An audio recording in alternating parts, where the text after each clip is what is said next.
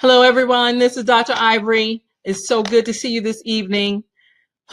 This is day number 3, and I'm excited to be here. We're going to talk about medication and treatment as part of our Coping with COVID-19, a community mini-series. Now, I continue to have intermittent technical difficulties, but we're working on that. We're going to go back and edit the first 2 days to make it shorter because I've been hearing feedback, and it's been positive feedback that people appreciate the information, that it is good information, but it's taking too long. So today, the goal is to get you the information and to get it to you in 10 minutes or less. And here we go. So, medication and treatment. That's what we're going to talk about today. We talk about the legal disclaimer. Once again, nothing that we talk about is to be construed as medical advice, as if I'm telling you that you are sick and you should do this and you should do that.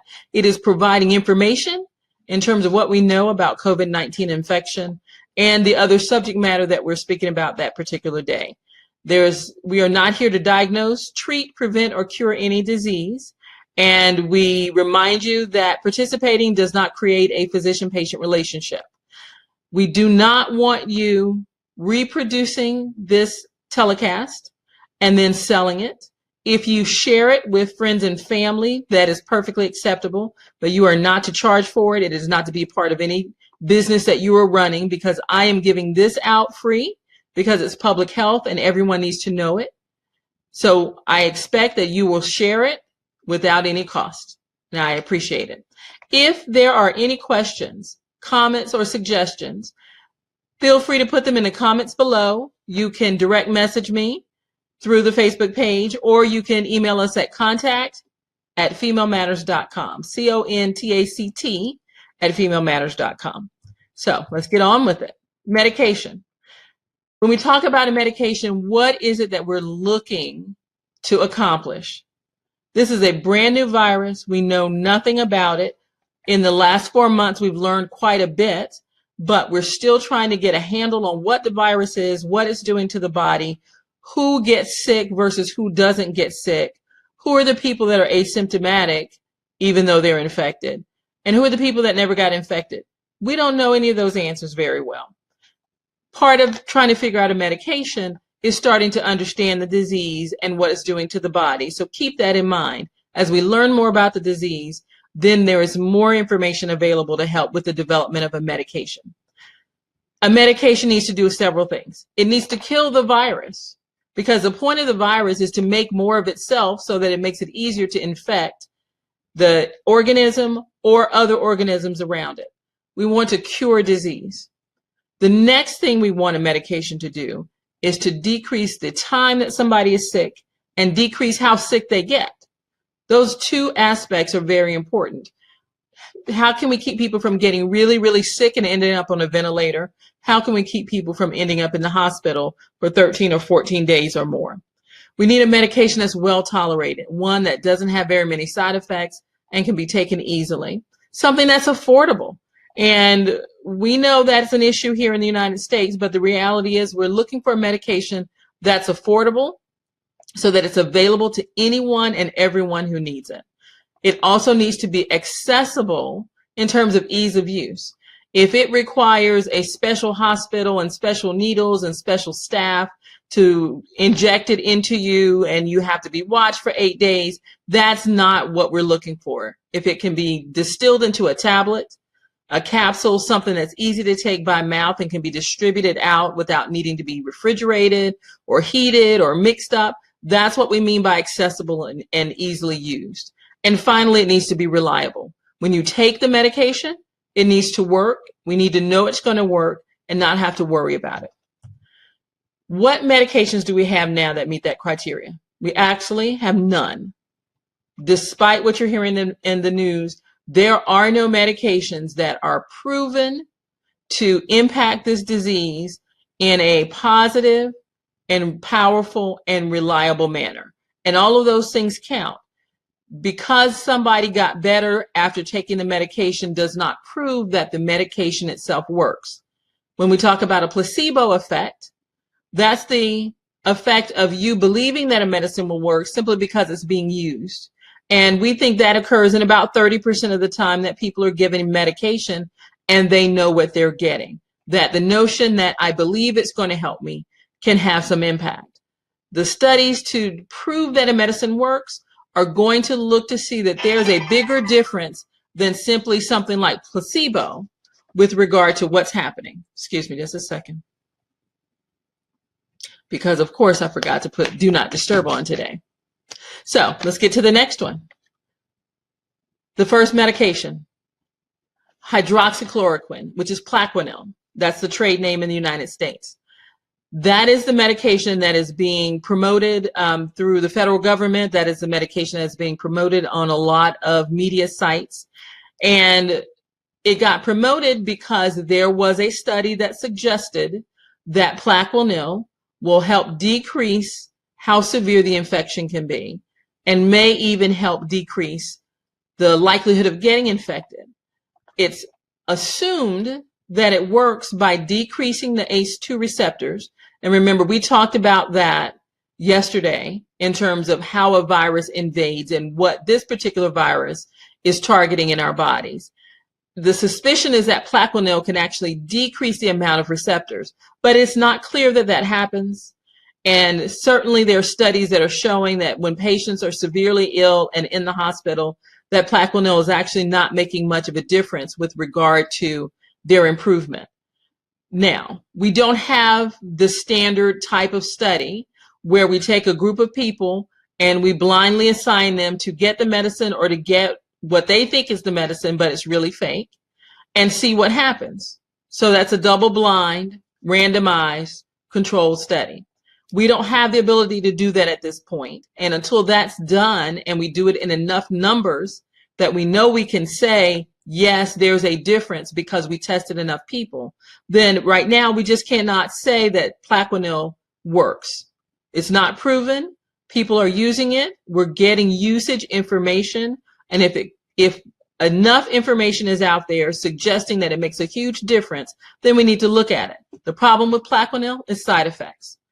Plaquenil can cause an irregular heart rate that can be bad enough for sudden death, which means that if you're taking it at home and experience one of these episodes, you can have sudden cardiac failure and not make it to the hospital alive. So we really don't want people taking Plaquenil unless it's under the doctor's care and surveillance. The other thing is Plaquenil can damage the liver. And that's another issue that we do not need in a severely ill patient. But more importantly, we do not need patients who aren't ill, who now have liver issues, liver dysfunction, because they've been taking a medication that they thought might help, and we just don't know that it will. The next medication in combination with Plaquenil is azithromycin, which is a Z-Pak. And that's a standard antibiotic. It's very common. Most of us have been on a Z-Pak if we've gotten a bad cold or bronchitis or something like that. And the azithromycin is designed to prevent getting infected with a bacterial pneumonia or other bacterial infection while you're sick with COVID-19. Now, there's several issues with taking Zithromax. Number one, in combination with Plaquenil, it makes it very much more likely that that irregular heart rate situation can occur. And that is very worrisome, that people can really literally drop dead if their heart rate becomes abnormal enough. And the combination of these two medications is not a good combination for that side effect. The other thing about Zithromax, we don't like giving out antibiotics just to give them out, just to prevent infection, because of the amount of resistant antibiotics out there. There are so many resistant bacteria. There's so many bacteria developing antibiotic resistance that we need to be very, very careful that we only use antibiotics when we know they're going to work to treat a specific infection. So taking Zithromax in a Z-Pak with Plaquenil, trying to prevent getting COVID-19, or if you have very mild symptoms, making yourself feel as though you're not going to make your infection worse, the side effects can be worse than the mild infection. And what we'd ask you to do is not take those medications unless they're under direct physician orders. Plasma therapy. Now, if you followed any of the briefings in New York, plasma therapy has been talked about, and that's being studied. What that is taking the liquid part of blood, plasma, and taking that from patients who've already had COVID-19 and recovered, because the assumption is that they have antibodies in their blood that now will protect them against coronavirus. And we want to be able to provide those antibodies to people who are sick and having a difficult time recovering. That's the point of the plasma therapy. We know that has been successful in the past because before we had antivirals to treat things like chickenpox and herpes and AIDS, plasma therapy was used. We don't know how long the antibodies last. We don't know what's happening in terms of the success rate, but the suggestion is that providing antibodies to sicker people will help their immune system fight off the COVID-19 virus and, COVID-19 infection, and then they should get better faster. So plasma therapy is in the works. The way to get plasma is for a hospital to get it from the blood bank. So people who have had COVID-19 have been encouraged to donate plasma to increase the stockpile of plasma that's available. We do not know how effective this is. We don't know how well people develop antibodies to COVID-19, especially if they have very mild infection.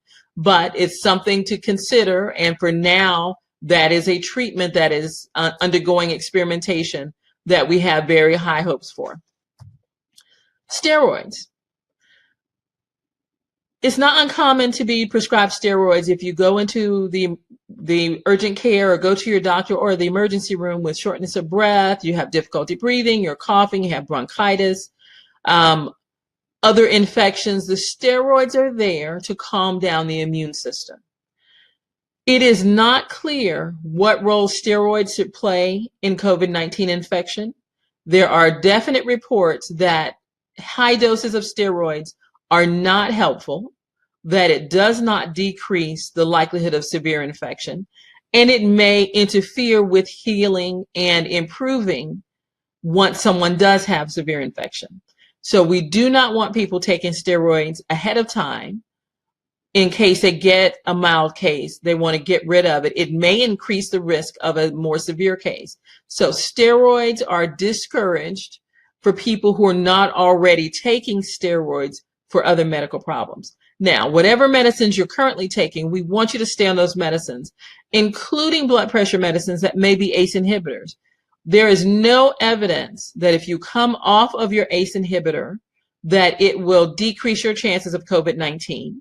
There's no evidence that staying on it or coming off it will increase your risk. And we do know that if blood pressures are out of control and you get a COVID-19 infection that is a severe infection, it is very likely that you can be so critically ill that you don't survive. So stay on your medications. Now, antivirals. Those are medications designed to actually kill the virus. We have none available. The ones associated with treatment for AIDS have not been successful. The ones associated with treatment for hepatitis have not been successful. There is some suggestion that there was an antiviral developed in Japan for Ebola infection in 2016 that may be effective, and that medication is being actively studied. But the other antivirals on the market that are associated with treatment for HIV and hepatitis have been tested, and they have not seemed to make a huge difference. And it's been actually very disappointing. So antiviral medication to kill the virus is being studied, but there are none available that we're aware of that actually work against COVID-19. So treatment. So what does that leave us? That leaves us with the understanding that when we treat, we're treating to help the patient stay alive until their immune system can fight off the infection. That's the bottom line. If you're having difficulty breathing and need assisted oxygen, even if that goes to the point where you're just needing oxygen but not a ventilator, those are the patients that are typically being hospitalized. And critical infection is when people are unable to breathe well enough on their own to keep their oxygen levels up. And oftentimes they're ending up on ventilators. With the notion that we're there supporting breathing, while their immune system is trying to fight off the virus.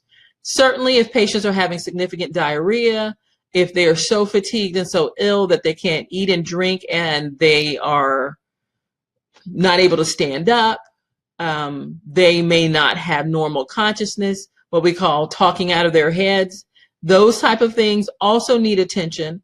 Patients may need some mild IV fluids. So the type of treatment that we have is supportive care to make sure patients stay alive until their bodies can fight off the infection. One of the things that we're starting to understand is that in severe and critical cases, patients are starting to demonstrate issues with kidney failure, issues with liver dysfunction, and issues with cardiac dysfunction. And a significant number of patients who have died as a result of problems with their heart that were not underlying heart disease necessarily. So we continue to learn more about this virus, what it's doing, how the infection acts differently when it's a severe infection versus a critical infection versus a mild infection. And we may need to tailor treatments based on those stages. That's it. This is the end of our medication and treatment. It's thankfully short and unfortunately short because we just don't have a lot of answers in terms of proven treatments. We will talk about immunity and boosting the immune system on a different talk because there are things to consider before we go too aggressive with that. We've gone through days 1 and 2. Again, I'm going to go back through and edit and condense those to a shorter lecture. Today's topic was day number 3, medication and treatment. Tomorrow, we're going to have our live question and answer. The original plan was to have a featured physician, but with the technical difficulties, we'll just have a question and answer tomorrow. And I will do my best to make sure that those technical difficulties are taken care of so that we can have someone featured on Sunday. Join us tomorrow at 6 o'clock Eastern Daylight Time here on my professional Facebook page, which is Donna G. Ivory, MD. If you would like to have someone get a copy of this video that can be emailed to them, they need to send us their first and last name, their email address, and a request for us to send the video to them, and we will get that done. I hope you're having a fantastic evening. We know it's hard to stay home. We know it's hard to stay isolated, but we need to do our best to participate in the physical distancing. We need to do our best to make sure that we decrease the likelihood of getting infected.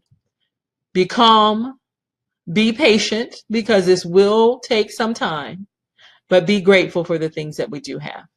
And I thank you. We'll talk to you tomorrow.